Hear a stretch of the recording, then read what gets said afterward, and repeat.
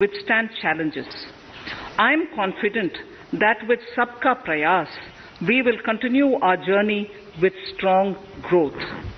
Honorable Speaker, we are marking Azadi Ka Amrit Mahotsav and have entered into Amrit Kal, the 25-year-long lead up to India at 100. Honorable Prime Minister in his Independence Day address had set out the vision for India at 100. By achieving certain goals during Amrit Kal, our government aims to attain this vision. They are complementing the macroeconomic level growth focus with a microeconomic level all-inclusive welfare focus, promoting digital economy and fintech, technology-enabled development, energy transition and climate action, and relying on virtuous cycle starting from private investment with public capital investment, helping to crowd in private investment. Since 2014, our government's focus has been on empowerment of citizens, especially the poor and the marginalized. Measures have included programs that have provided housing, electricity, cooking gas, and access to water. We also have programs for ensuring financial inclusion and direct benefit transfers. We are committed to strengthening the abilities of the poor to tap all opportunities. Our government constantly strives to provide the necessary ecosystem for the middle classes, a vast and wide section which is populated across various middle income brackets, to make use of the opportunities they so desire. This budget seeks to lay the foundation and give a blueprint to steer the economy over Amrit Kal of the next 25 years, from India at 75 to India at 100. It continues to build on the vision drawn in the budget of 21-22. Its fundamental tenets, which included transparency of financial statement and fiscal position, reflect the government's intent, strengths and challenges. This continues to guide us. The initiatives of the last year's budget have seen significant progress and have been provided with adequate allocations in this budget as well. The strengthening of health infrastructure, speedy implementation of the vaccination program, and the nationwide resilient response to the current wave of the pandemic are evident for all.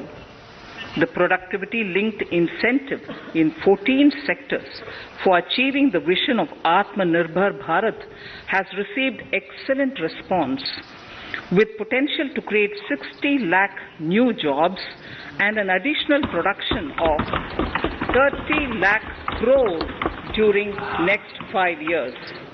Towards implementation of the new public sector enterprise policy, the strategic transfer of ownership of Air India has been completed. The strategic partner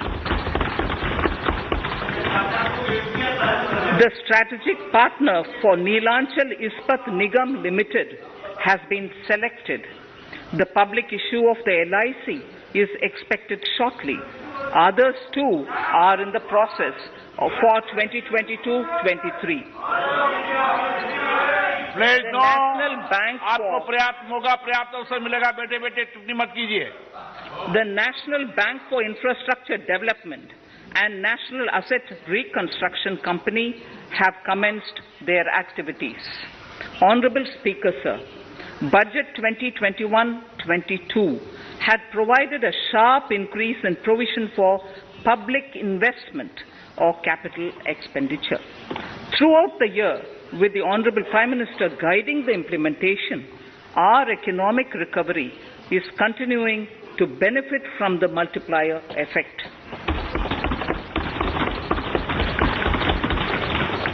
This budget continues to provide impetus for growth. It lays a parallel track of 1. A blueprint for the Amrit Kal, which is futuristic and inclusive. This will directly benefit our youth, women, farmers, the scheduled castes and the scheduled tribes. And number 2, private-public investment. Number 2, big public investment for modern infrastructure, readying for India at 100. This shall be guided by PM Gati Shakti and be benefited by the synergy of multimodal approach. Moving forward on this parallel track, we lay the following 4 priorities: PM Gati Shakti, inclusive development, productivity enhancement and investment, sunrise opportunities, energy transition and climate action, and 4, financing of investments.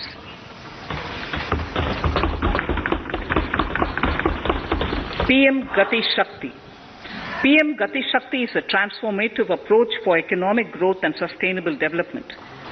The approach is driven by 7 engines, namely roads, railways, airports, ports, mass transport, waterways, and logistics infrastructure. All 7 engines will pull forward the economy in unison. These engines are supported by the complementary roles of energy transmission, IT communication, bulk water and sewerage, and social infrastructure.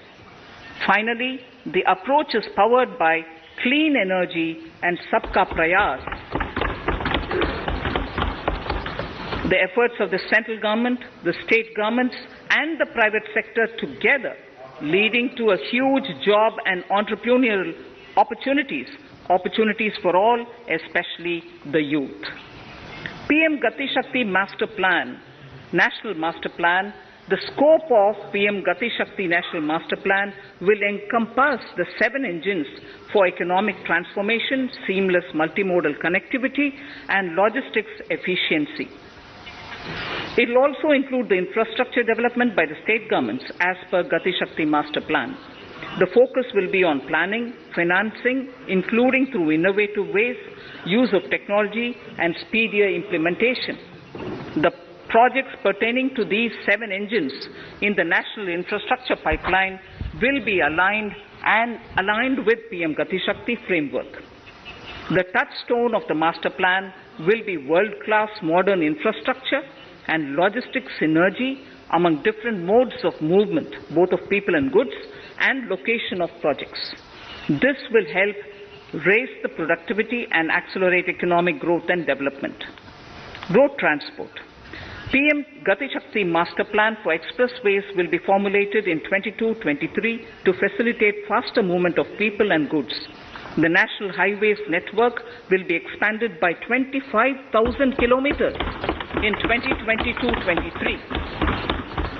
20,000 crores of rupees will be mobilized through innovative ways of financing to complement the public resources.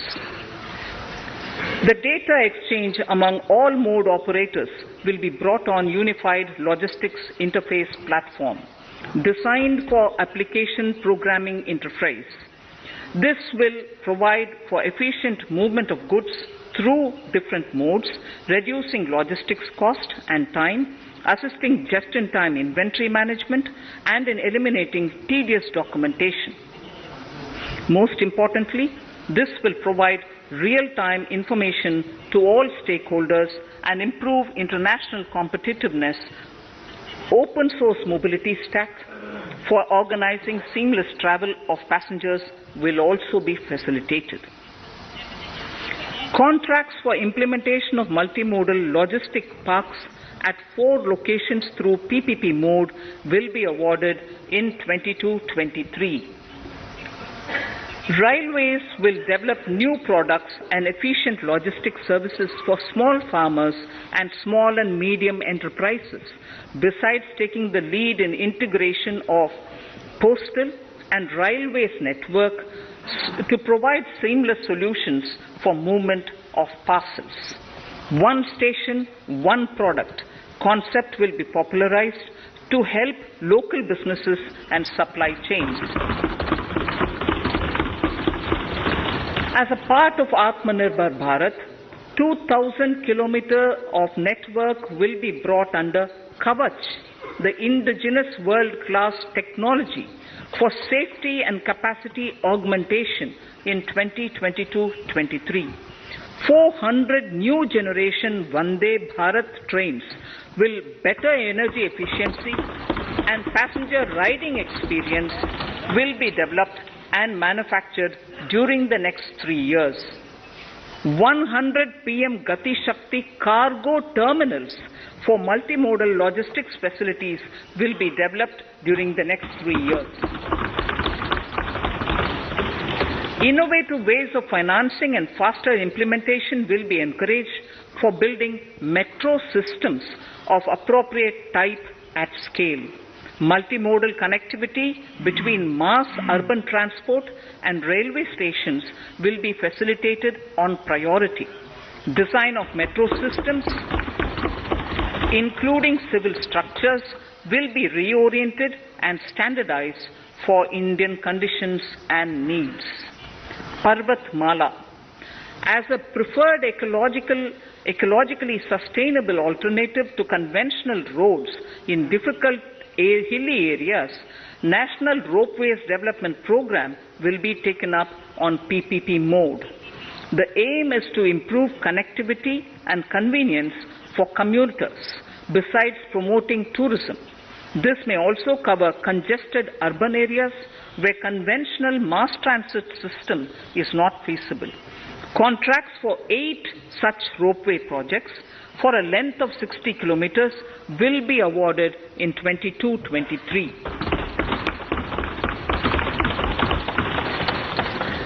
With technical support from the Capacity Building Commission, central ministries, state governments, and their infra agencies will have their skills upgraded.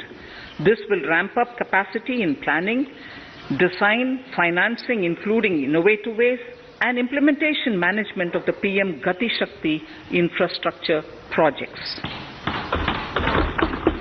Inclusive development, our second priority. Agriculture.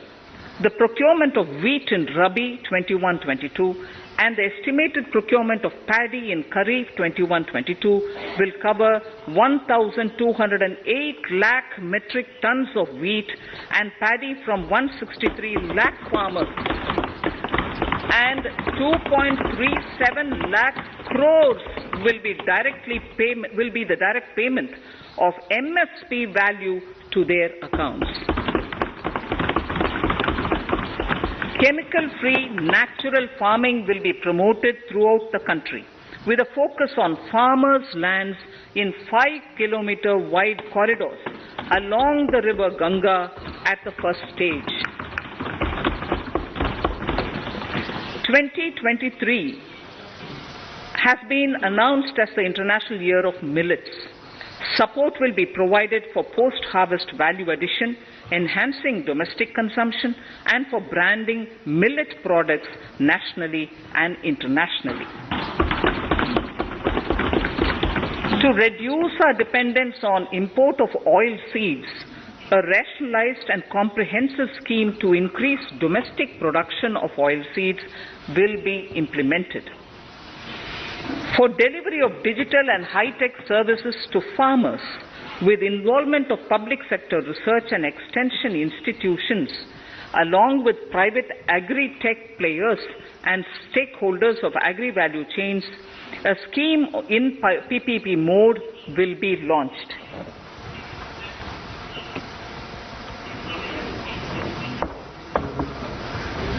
Use of Kisan drones will be promoted for crop assessment, digitization of land records, spraying of insecticides and nutrients.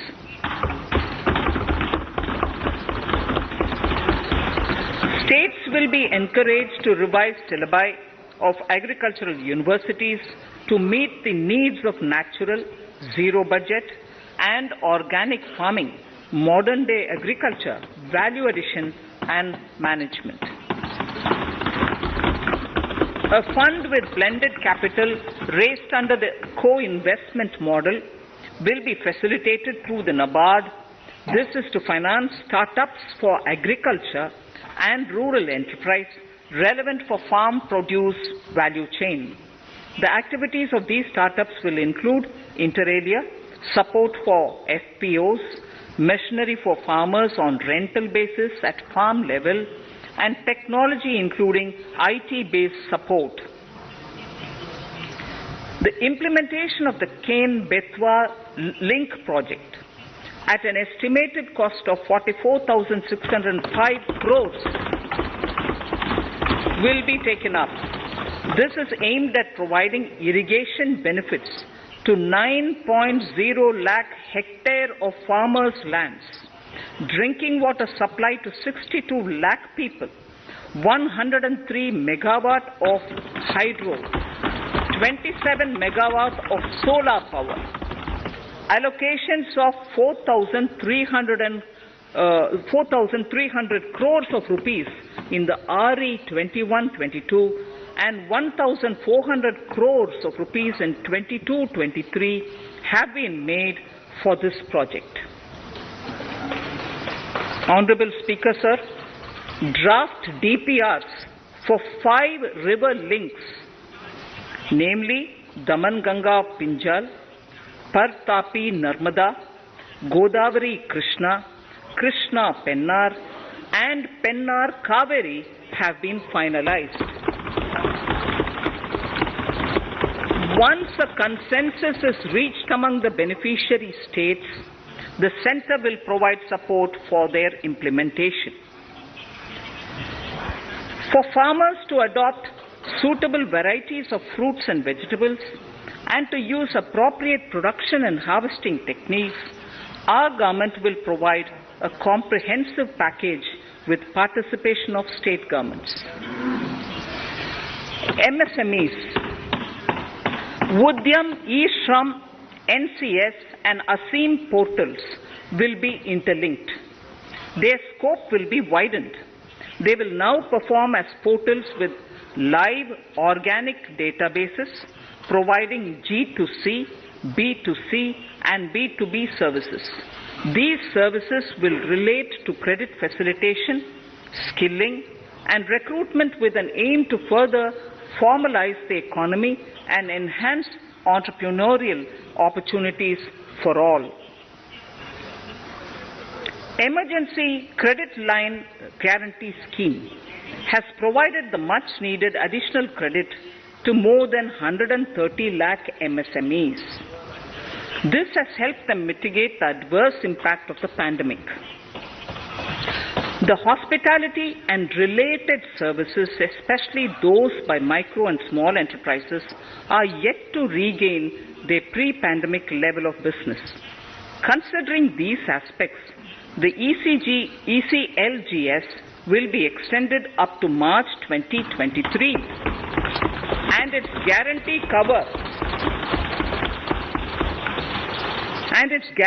cover will be expanded by 50,000 crores of rupees to total cover of 5 lakh crores.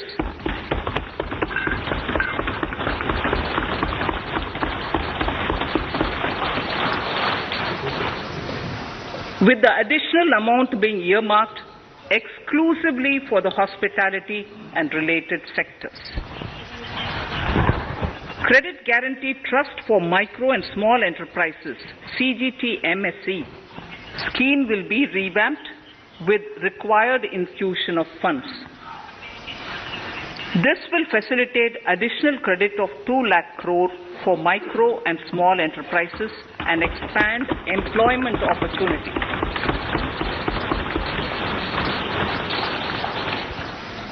Raising and accelerating MSME performance, RAMP program will outlay of 6,000 crore over 5 years will be rolled out. This will help MSME sector become more resilient, competitive and efficient.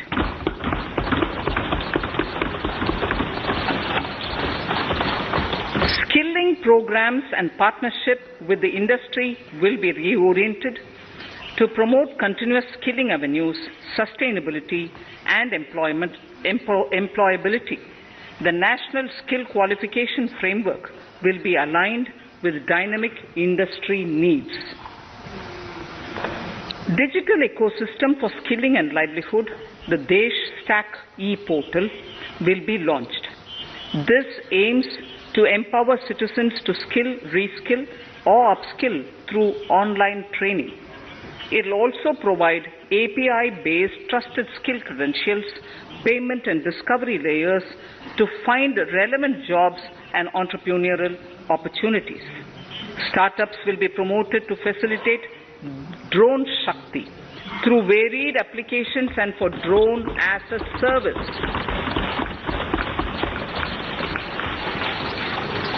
In select ITIs in all states, the required courses for skilling will be started. Due to the pandemic-induced closure of schools, our children, particularly in the rural areas and those from scheduled castes and scheduled tribes and other weaker sections, have lost almost 2 years of formal education. Mostly, these are children in government schools. We recognize the need to impart supplementary teaching and to build a resilient mechanism for education delivery. For this purpose, One Class, One TV channel program of PM E-Vidya will be expanded from 12 to 200 TV channels. This will enable all states to provide supplementary education in regional languages for classes 1 to 12.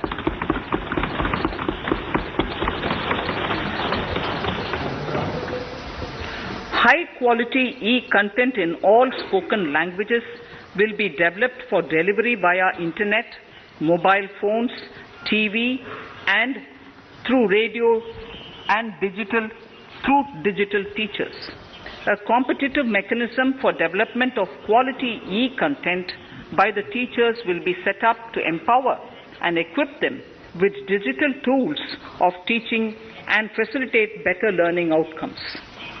A digital university will be established to provide access to students across the country for world-class quality universal education with personalized learning experience at their doorsteps. This will be made available in different Indian languages and ICT formats. The university will be built on a networked hub and spoke model, with the hub building cutting-edge ICT expertise. The best public universities and institutions in the country will collaborate as a network of hub and spoke. An open platform for the national digital health ecosystem will be rolled out. It will consist of digital registries of health providers and health facilities, unique health identity, consent framework, and universal access to health facilities. The pandemic has accentuated mental health problems in people of all ages. To better the access to quality mental health counseling and care services, a national Tele mental health program will be launched. This will include a network of 23 Tele mental health centers of excellence, with NIMHANS being the nodal center, and International Institute of Information Technology, Bangalore, IIIT Bangalore, providing technology support. Recognizing the importance of Nari Shakti as a harbinger of our bright future and for women-led development, during the Amrit Kal, our government has comprehensively revamped the schemes of the Ministry of Women and Child Development.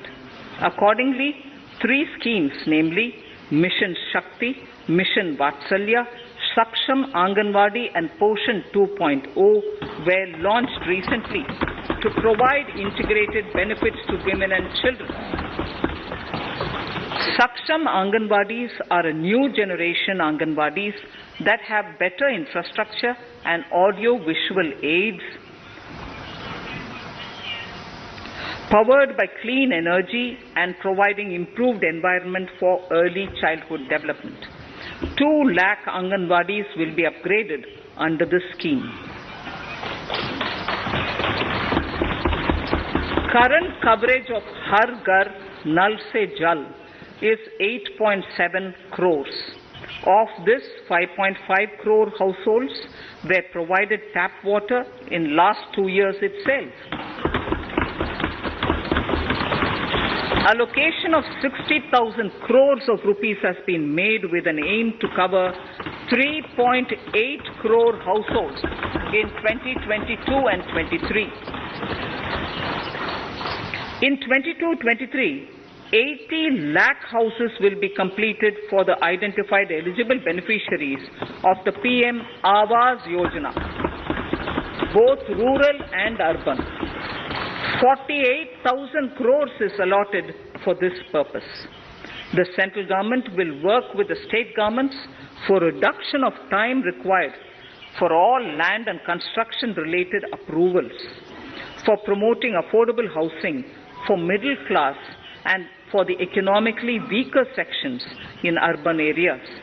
We shall also work with the financial sector, regulators, to expand access to capital along with reduction in cost of intermediaries. A new scheme, Prime Minister's Development Initiative for the Northeast, will be implemented through the Northeastern Council. It will fund infrastructure in the spirit of PM Gati Shakti and social development projects based on felt needs of the Northeast. This will enable livelihood activities for youth and women, filling the gaps in various sectors. It will not be a substitute for existing central or state schemes. While the central ministries may also post their candidate projects, priority will be given to those posted by the states. An initial allocation of 1,500 crores of rupees will be made, and the initial list of projects is given in Annexure 1 of my speech. Our vision to improve the quality of life of citizens in the most backward districts of the country through Aspirational Districts program has been translated into reality in a very short span of time. 95% of those 112 districts have made significant progress in key sectors such as health, nutrition, financial inclusion, and basic infrastructure. They have surpassed even some of the state average values.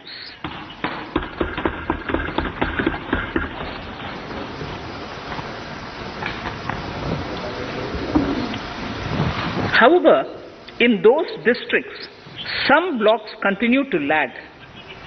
In 22-23, the program will focus on such blocks in those districts. Border villages with sparse population, limited connectivity, and infrastructure often get left out from the development gains. Such villages on the northern border will be covered under a new Vibrant Villages program. The activities will include construction of village infrastructure, housing, tourist centers, road connectivity, provisioning of decentralized renewable energy, direct-to-home access for Doordarshan and educational channels, and support for their livelihood generation. Additional funding for these activities will be provided. Existing schemes will be converged. We will define their outcomes and monitor them on a constant basis. In 2022, 100% of 1.5 lakh post offices will come on the core banking system, enabling financial inclusion and access to accounts through net banking, mobile banking, ATMs, and also provide online transfer of funds between post office accounts and bank accounts. This will be helpful, especially for farmers and senior citizens in rural areas, enabling interoperability and financial inclusion. Honorable Speaker, sir, in recent years, digital banking, digital payments, and fintech innovations have grown at a rapid pace in the country. Government is continuously encouraging these sectors to ensure that the benefits of digital banking reach every nook and corner of the country in a consumer-friendly manner. Taking forward this agenda and to mark 75 years of our independence, it is proposed to set up 75 digital banking units in 75 districts of the country by scheduled commercial banks. The financial support for digital payment ecosystem announced in the previous budget will continue in 22-23 as well. This will encourage further adoption of digital payments. There will also be a focus to promote use of payment platforms that are economical and user-friendly. Sir, I move to the next priority. In recent years, over 25,000 compliances were reduced and nearly 1,500 union laws were repealed. This is the result of our government's strong commitment for minimum government and maximum governance. 1,486 union laws were repealed. Our trust in the public and ease of doing business is what is highlighted here, sir. For the Amrit Kal, the next phase of ease of doing business 2.0 and ease of living will be launched. In our endeavor to improve productive efficiency of capital and human resources, we will follow the idea of trust-based governance. The new phase will be guided by an active involvement of the states, digitization of manual processes and interventions, integration of the central and state level systems through IT bridges, a single point access for all citizen-centric services, and standardization and removal of overlapping compliances. Crowdsourcing of suggestions and ground-level assessment of the impact with active involvement of citizens and businesses will be encouraged. A single window portal, Parivesh, for all green clearances was launched in 2018. It has been instrumental in reducing the time required for approvals significantly. The scope of this portal will be expanded to provide information to the applicants based on location of units. Information about specific approvals will be provided. It will enable application for all 4 approvals through a single form and tracking of the process through Centralized Processing Center Green, CPC Green. E-passports. The issuance of e-passports using embedded chip and futuristic technology will be rolled out in 22-23 to enhance the convenience for the citizens in their overseas travel.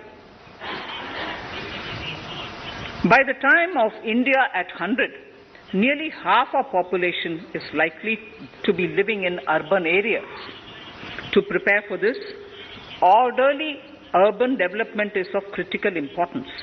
This will help realize the country's economic potential, including livelihood opportunities for the demographic dividend. For this, on the one hand, we need to nurture the megacities and their hinterlands to become current centers of economic growth. On the other, we need to facilitate Tier 2 and Tier 3 cities to take on the mantle in the future. This would require us to reimagine our cities into centers of sustainable living with opportunities for all, including women and our youth. For this to happen, urban planning cannot continue with a business as usual approach. we plan to steer a paradigm change. A high-level committee of reputed urban planners, urban economists, and institutions will be formed to make recommendations on urban sector policies, capacity building, planning, implementation, and governance. For urban capacity building, support will be provided to the states. Modernization of building bylaws, town planning schemes, transit-oriented development will be implemented.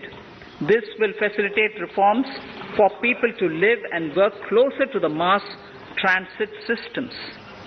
The central government's financial support for mass transit projects and Amrit scheme will be leveraged for formulation of action plans and their implementation for facilitating the TOD and TPS by the states.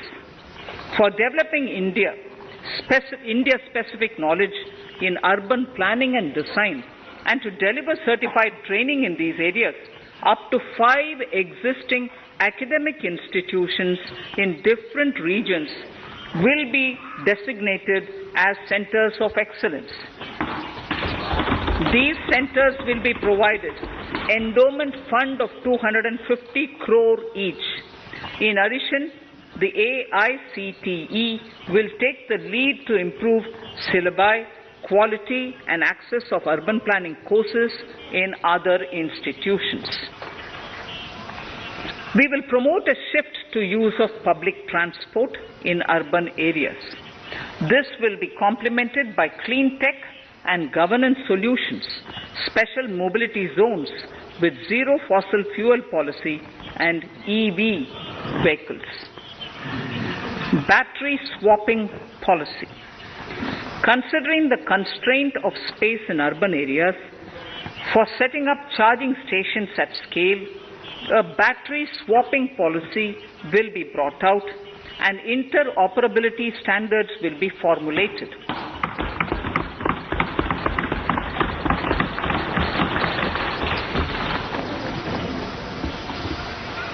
The private sector will be encouraged to develop sustainable and innovative business models for battery or energy as a service. This will improve efficiency in the EV ecosystem. Efficient use of land resources is a strong imperative. States will be encouraged to adopt unique land parcel identification number to facilitate IT-based management of records. The facility for transliteration of land records across any of the Schedule 8 languages will also be rolled out. The adoption of linkage with National Generic Document Registration System NGDRS with the One Nation One Registration software will be promoted as an option for uniform process of registration and anywhere registration of deeds and documents. Necessary amendments in the code IBC will be carried out to enhance the efficiency of the resolution process and facilitate cross-border insolvency resolution. Accelerated corporate exit. Several IT-based systems have been established for accelerated registration of new companies. Now the Center for Processing Accelerated Corporate Exit, CPACE, will process re-engineering, will be established to facilitate and speed up the voluntary winding up of these companies from the currently required 2 years to less than 6 months. Government procurement. Government rules have recently been modernized for the needs of Amritkal. The new rules have benefited from the inputs from various stakeholders. The modernized rules allow use of transparent quality criteria besides cost and evaluation of complex tenders. Provisions have been made for payment of 75% of running bills mandatorily within 10 days and for encouraging settlements of disputes through conciliation. As a further step to enhance transparency and to reduce delays in payments, a completely paperless, end-to-end online e-bill system will be launched for use by all central ministries for their procurements. The system will enable the suppliers and contractors to submit online their digitally signed bills and claims and track their status from anywhere. To reduce indirect cost for suppliers and work contractors, the use of surety bonds as a substitute for bank guarantee will be made acceptable in government procurements. Business such as gold imports may also find this useful.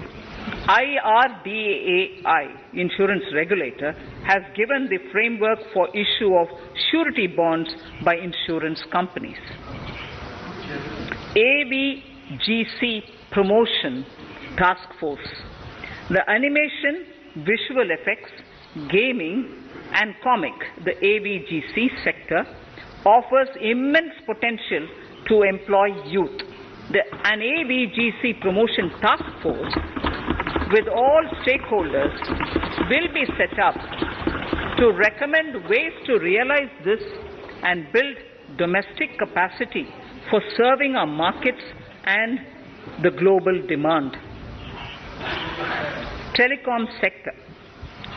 Telecommunications in general and 5G technology in particular can enable growth and offer job opportunities. Required spectrum auctions will be conducted in 2022 to facilitate rollout of 5G mobile services within 2022-23 by private telecom providers. A scheme for design-led manufacturing will be launched to build a strong ecosystem for 5G as part of the production-linked incentive scheme. To enable affordable broadband and mobile service proliferation in rural and remote areas, 5% of annual collections under the Universal Service Obligation Fund will be allocated. This will promote R&D and commercialization of technologies and solutions. Our vision is that all villages and their residents should have the same access to e-services, communication facilities, and digital resources as urban areas and their residents. The contracts for laying optical fiber in all villages, including remote areas, will be awarded under the BharatNet project through PPP in 22 and 23. Completion is expected in 2025. Measures will be taken to enable better and more efficient use of the optical fiber.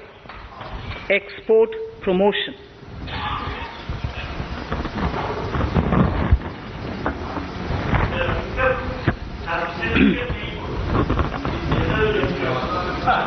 The Special Economic Zones Act will be replaced with a new legislation that will enable the states to become partners in development of enterprise and service hubs.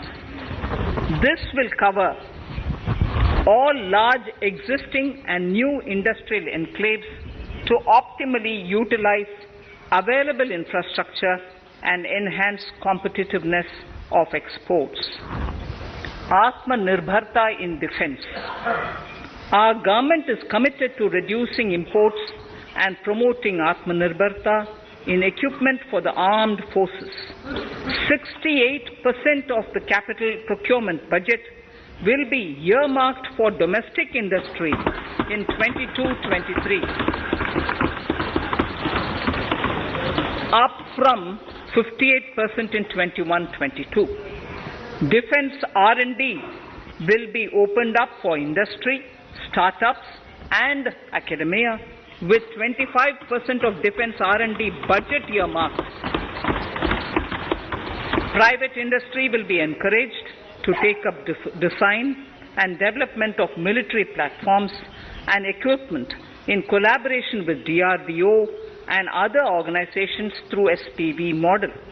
An independent nodal umbrella body will be set up for meeting wide-ranging testing and certification requirements.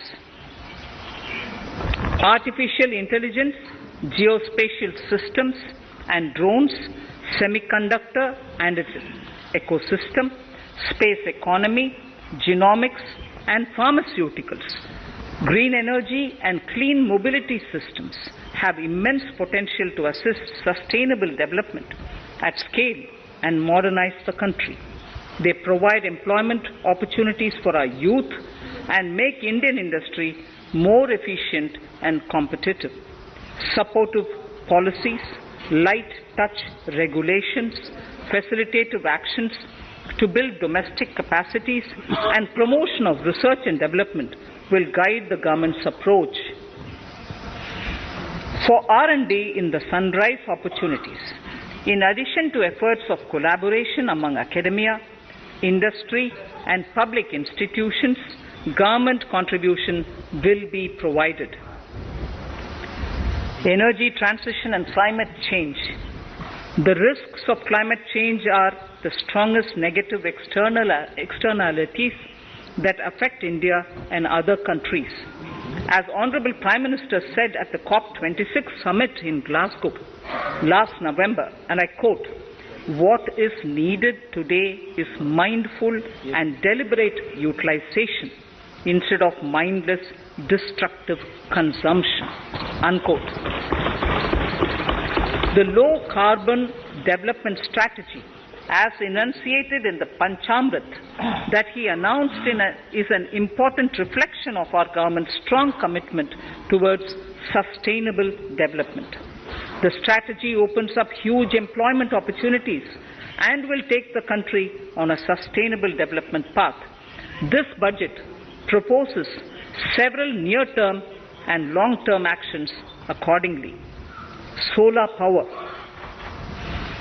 To facilitate domestic manufacturing for the ambitious goal of 280 gigawatts of installed solar capacity by 2030, an additional allocation of 19,500 crores for PLI, production-linked incentives, for manufacturing of high-efficiency modules with priority to fully integrate manufacturing units from polysilicon to solar PV modules will be made. Honorable Speaker, sir, the circular economy transition is expected to help in productivity enhancement as well as creating large opportunities for new businesses and jobs. The action plans for 10 sectors such as electronic waste, end-of-life vehicles, used oil waste, toxic and hazardous industrial waste are already ready. The focus will now be on addressing important cross-cutting issues of infrastructure, reverse logistics, technology upgradation, and integration with informal sector. This will be supported by active public policies covering regulations, extended producers' responsibilities, framework, and innovation facilities. 5 to 7% biomass pellets will be co-fired in thermal power plants, resulting in carbon dioxide savings of 38 MMT annually. This will also provide extra income to farmers and job opportunities to locals and help avoid stubble burning in agricultural fields. Saving energy is an important aspect of the energy management. Hence, energy efficiency and savings measures will be promoted. This will be done in large commercial buildings through the energy service company business model. It will facilitate capacity building and awareness for energy audits. performance contracts and common measurement of and verification protocol. 4 pilot projects for coal gasification and conversion of coal into chemicals required for the industry will be set up to evolve technical and financial viability. The policies and required legislative changes to promote agroforestry and private forestry will be brought in. In addition, financial support will be provided to farmers belonging to scheduled castes and scheduled tribes who want to take up agroforestry.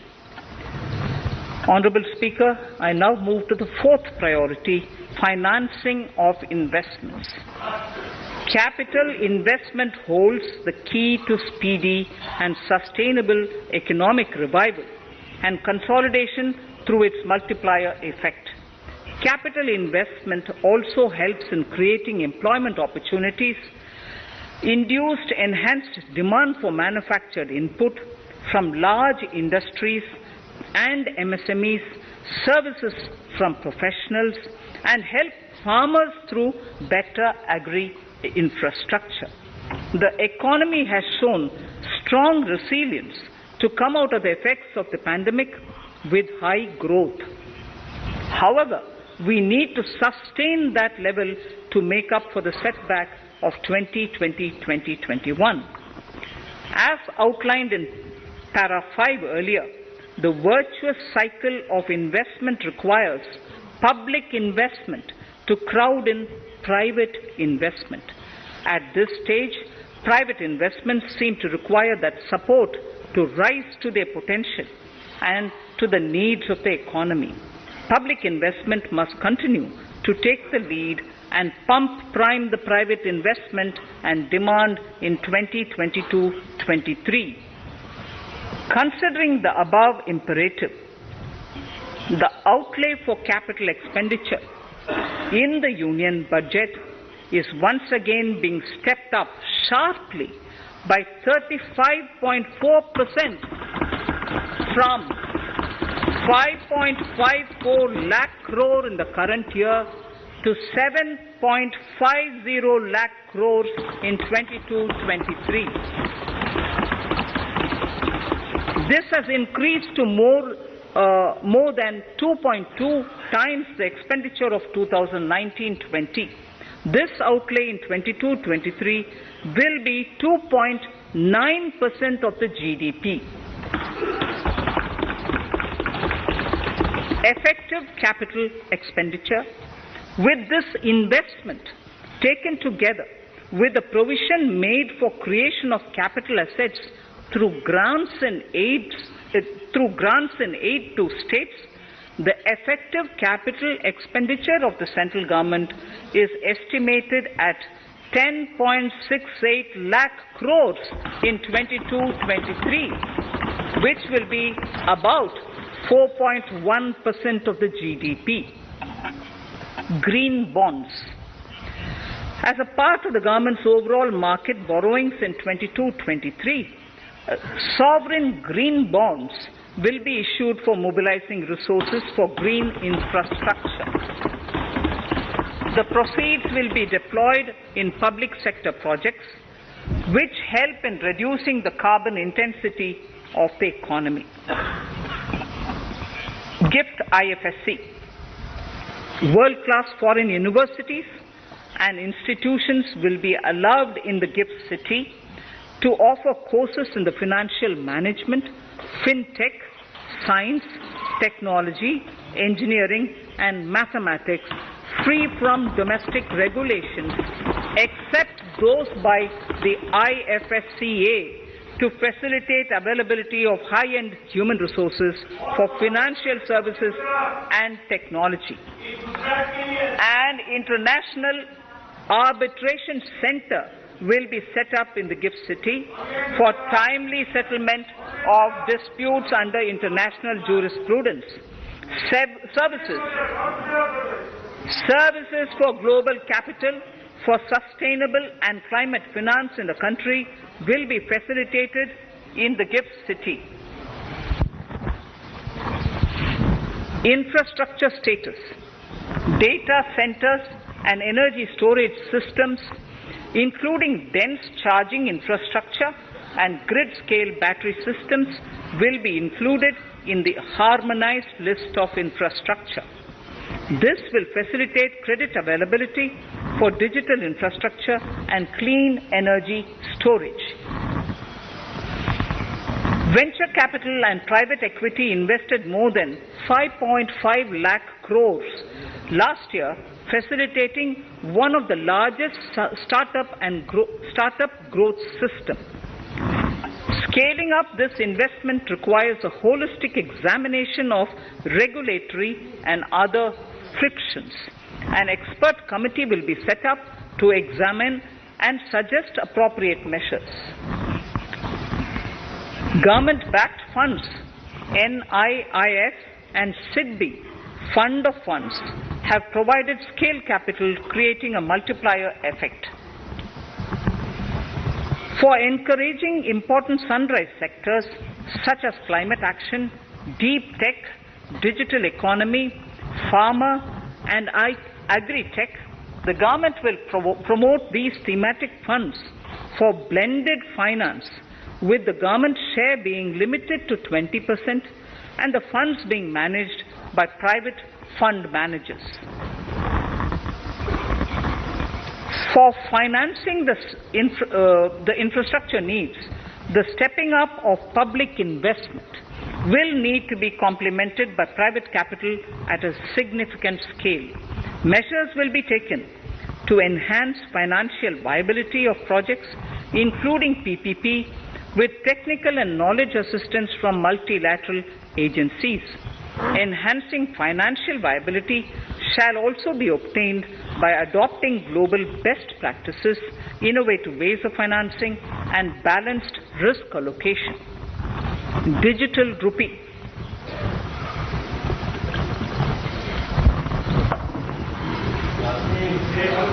Introduction of a central bank digital currency will give a big boost to digital economy. Digital currency will also lead to a more efficient and cheaper currency management system. It is therefore proposed to introduce digital rupee using blockchain and other technologies to be issued by the Reserve Bank of India starting 2022 and 23. Financial assistance to states for capital investment. Reflecting the true spirit of cooperative federalism, the central government is committed to bolstering the hands of the states in enhancing their capital investment towards creating productive assets and generating remunerative employment. The scheme for financial assistance to states for capital investment has been extremely well received by the states. In deference to the requests received during my meeting with the chief ministers and state finance ministers, the outlay for this scheme is being enhanced from 10,000 crores in the budget estimates to 15,000 crores in the revised estimates for the current year.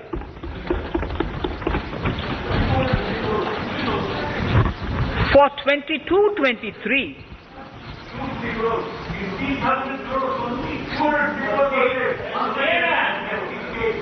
I'll repeat that sentence for the benefit of many of our honourable members. In deference to the requests received during my meeting with chief ministers and state finance ministers, the outlay for this scheme is being enhanced from 10,000 crores in the BE to 15,000 crores, 15,000 crores in the RE of the current year.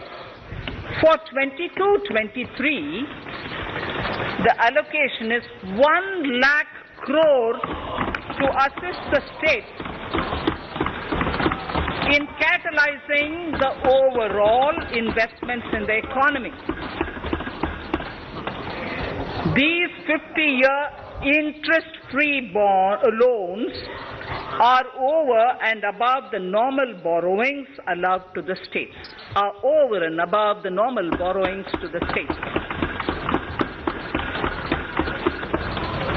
This allocation will be used for PM Gati Shakti related and other productive capital investments of the states. It will also include components for supplemental funding for priority segments of PM Gram Sadak Yojana, including support for the state's share, digitization of the economy, including digital payments and completion of OFC network, and reforms related to building bylaws, town planning schemes, transit-oriented development, and transferable development rights.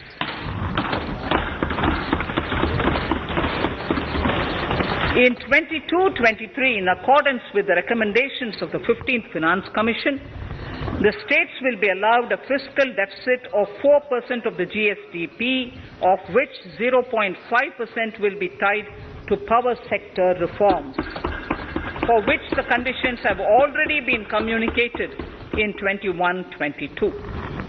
Fiscal management. As against a total expenditure of 34.83 lakh crores of rupees projected in the BE 21-22, the revised estimate is 37.70 lakh crores. The revised estimate of capital expenditure is 6.3 lakh crores of rupees. This includes an amount of 51,971 crores towards settlement of outstanding guaranteed liabilities of Air India and its other sundry commitments. Coming to the budget estimates, Honourable Speaker, sir, the total expenditure in 22-23 is estimated at 39.45 lakh crores, while the total receipts other than borrowings are estimated at 22.84 lakh crores of rupees.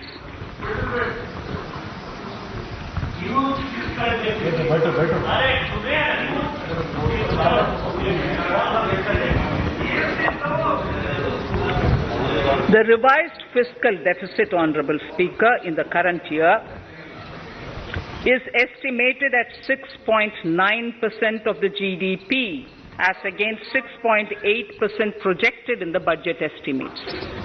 The fiscal deficit is in 22-23 is estimated at 6.4% of the GDP, which is consistent with the broad path of the fiscal consolidation announced by me last year to reach a fiscal deficit level below 4.5% by 25-26. While setting the fiscal deficit level in 22-23, I am conscious of the need to nurture growth through public investment to become stronger and sustainable. I will now move to Part B of my speech.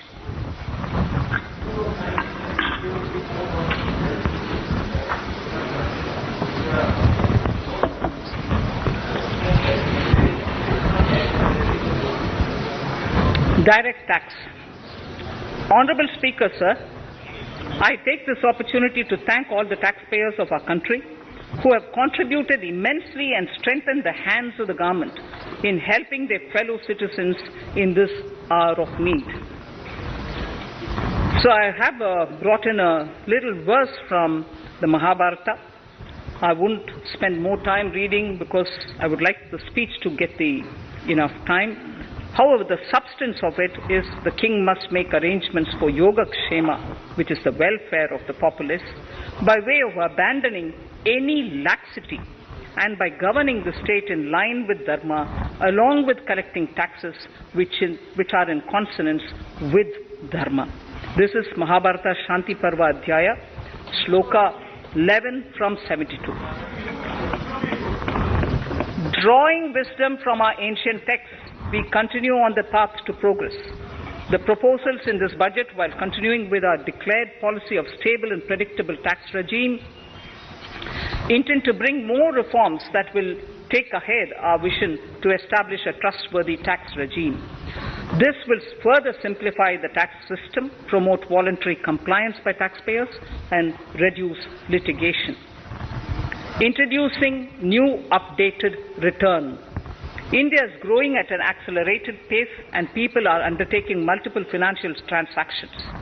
The Income Tax Department has established a robust framework of reporting of taxpayers' transactions.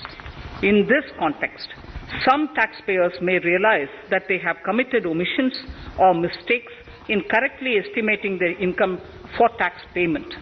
To provide an opportunity to correct such errors, I am proposing a new provision permitting taxpayers to file an updated return on payment of additional tax.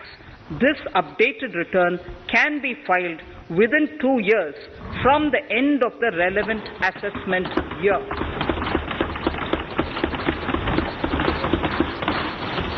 Honourable Speaker, sir, presently, if the department finds out that some income has been missed out by an assessee, it goes through a lengthy process of adjudication.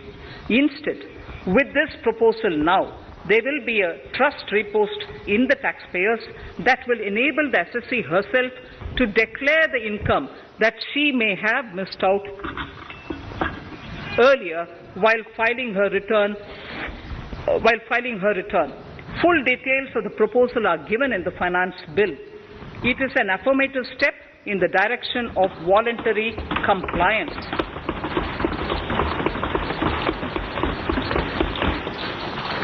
Reduced alternative minimum tax rate and surcharge for cooperatives.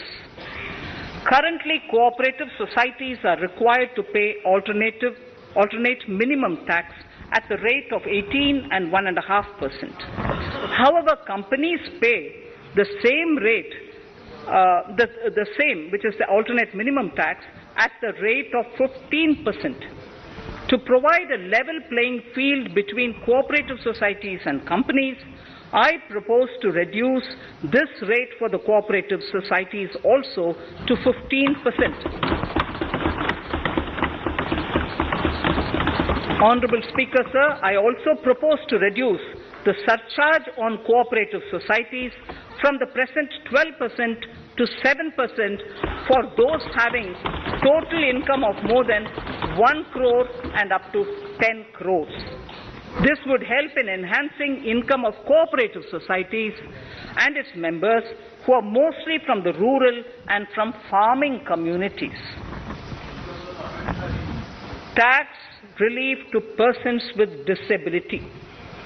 The parent or guardian of a differently abled person can take an insurance scheme for such person. The present law provides for deduction to the parent or guardian only if the lump sum payment or annuity is available to the differently abled person on the death of the subscriber, that is the parent or the guardian. There could be situations where the differently abled dependent may need payment of annuity or lump sum amount even during the lifetime of their parent or guardian. I propose thus to allow the payment of annuity and lump sum amount to the differently abled dependent during the lifetime of the parent and guardians, that is parent or guardians, attaining the age of 60 years. Parity between employees of the state and central governments. At present, the central government contributes 14% of the salary of its employee to the National Pension System, NPS, Tier 1. This is allowed as a deduction in computing the income of the employee. However, such deduction is allowed only to the extent of 10% of the salary in case of employees of the state governments. To provide equal treatment to both central and state government employees, I propose to increase the tax deduction limit from 10% to 14% on employers' contribution to the MPS account of state government employees as well. This would help in enhancing the social security benefits of the state government employees and bring them at par with central government employees. Incentives for startups. Startups have emerged as drivers of growth for our economy. Over the past few years, the country has seen a manifold increase in successful startups. Eligible startups established before 31/3/2022 had been provided a tax incentive for 3 consecutive years out of the 10 years from incorporation. In view of the COVID pandemic, I propose to extend the period of incorporation of the eligible startup by 1 more year, that is, up to 31/3/2023, for providing such tax incentives.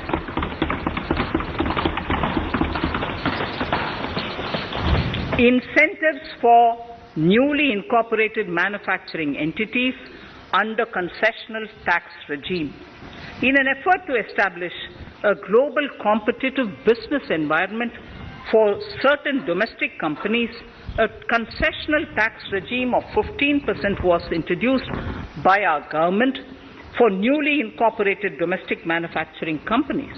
I propose to extend the last date for commencement of manufacturing or production under Section 115B(ab) by 1 more year, that is from 31st March 2023 to 31st March 2024.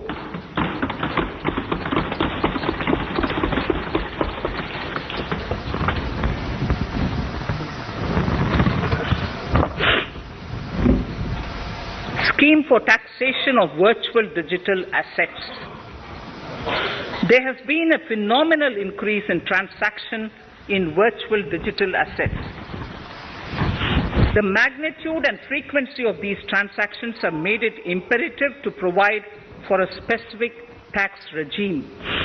Accordingly, for the taxation of virtual digital assets, I propose to provide that any income from transfer of any virtual digital asset shall be taxed at the rate of 30%. No deduction in respect of any expenditure or allowance shall be allowed while computing such income except cost of acquisition. Further, loss from transfer of virtual digital asset cannot be set off against any other income. Further, in order to capture the transaction details, I also propose to provide for TDS on payment made in relation to transfer of virtual digital asset at the rate of 1% of such consideration above a monetary threshold. Gift of virtual digital asset is also proposed to be taxed in the hands of the recipient.